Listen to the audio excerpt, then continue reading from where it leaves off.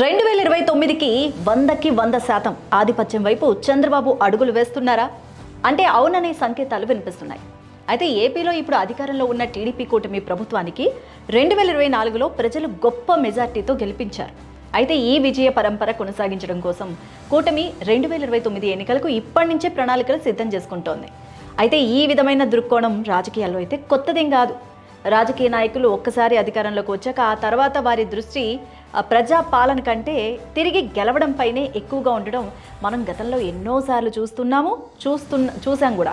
అందుకు ఉదాహరణగా 2009లో ఉమ్మడి ఆంధ్రప్రదేశ్ ముఖ్యమంత్రి వైఎస్ఆర్ పేరు మొట్టమొదటిగా చెప్పొచ్చు. ఆయన అధికారంలోకి వచ్చాక కొద్దిపాటి రోజుల్లోనే 2014 ఎన్నికల విషయంపైన పార్టీ నేతలకు దిశానిర్దేశం చేశారు. పార్టీ స్థితిగతుల నుంచి ఆరా తీస్తూనే భవిష్యత్తులో పార్టీని బలంగా నిలబెట్టాలని, రాహుల్ గాంధీని ఎలాగైనా ప్రధానిగా చూడాలని భావించారు అప్పట్లోనే. ఇది ఒక రాష్ట్ర సీఎం నుంచి ఈ స్థాయి ఆలోచనలకు ప్రాధాన్యం ఇచ్చిన సందర్భంగా చెప్పొచ్చు.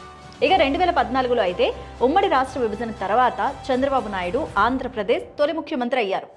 ఆయన పరిపాలనలో అభివృద్ధి ప్రాజెక్టులు, పథకాలు అన్నీ కూడా 2019లో విజయం సాధించాలన్న లక్ష్యంతోనే అమలయ్యాయి.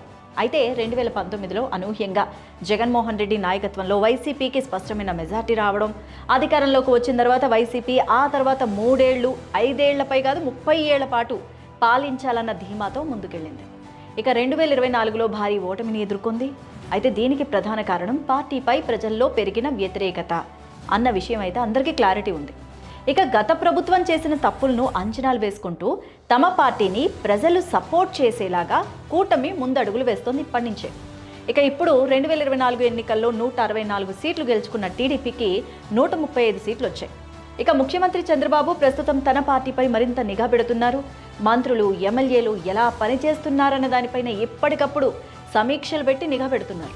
పనితీరు మెరుగుపరచని వారిపై చర్యలు తప్పవని స్పష్టంగా హెచ్చరిస్తున్నారు కూడా. అయితే వచ్చే ఎన్నికల్లో టీడీపీ 100కు పైగా సీట్లు తిరిగి గెలవాలని లక్ష్యంగా పెట్టుకుంది. మరి కొన్ని నియోజకవర్గాలను పోటీకి కూడా ఇతర పార్టీలు జంకేలా మార్చాలన్నదే ఆ పార్టీ లక్ష్యంగా కనిపిస్తోంది. మరి దీనికోసం అభివృద్ధి కానీ, సేవా కార్యక్రమాలు కానీ, ప్రజలతో కలిసి మలిసి మమేకం కావడం కానీ ఇవన్నీ కూడా కార్యకర్తల్ని ముందుకు వెళ్తున్నారు. ఇక ప్రజల నమ్మకాన్ని నిలబెట్టుకునే విధంగా పనితీరు సాగిస్తే కనుక తిరిగి గెలుపు ఖాయమన్నది టీడీపీ వ్యూహంగా కనిపిస్తోంది. మరి ఇదే జరిగితే వైసీపీకి మరోసారి రాష్ట్ర రాజకీయాల్లో గట్టిగా ఎదురు దెబ్బ తగలడం ఖాయమని రాజకీయ విశ్లేషకులు సైతం చెప్తున్నారు. మరి మీరేమంటారు? నెక్స్ట్ 2029లో ఏ పార్టీ విజయ దుందుబి మోగించబోతోంది అని మీరు ఇప్పటి నుంచి అనుకుంటున్నారు అనేది కామెంట్ చేయండి.